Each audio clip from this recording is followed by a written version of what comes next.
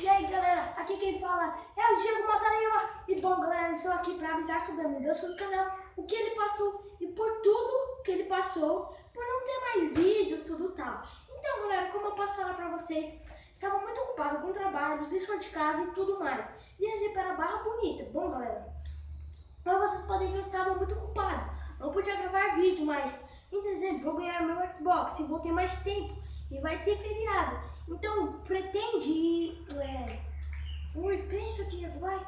É isso aí. Pretende ter mais vídeos no canal, provavelmente esses vídeos, ó. Bomba Pet, Naruto, Dragon Ball Z e outros mais que eu não posso te avisar, vai ser uma surpresa. E bom galera, agora o nome do canal não se chama mais Diego Matarema, mas sim Diego Ilha do Gamer. Diego Ilha do Gamer.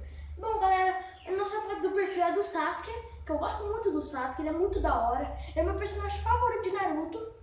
E também nossa foto da capa do nosso canal é muita gente de animes, que eu achei muito legal essa foto aí, que um inscrito me avisou muito. Então vai ter muito, ó.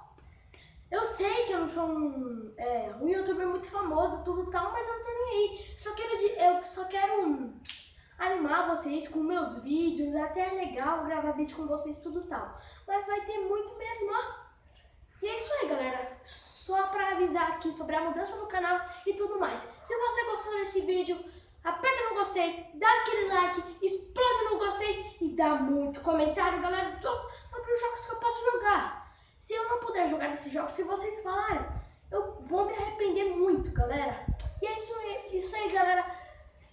Tô indo, tchau, fui e falou! Foi mal aí, galera.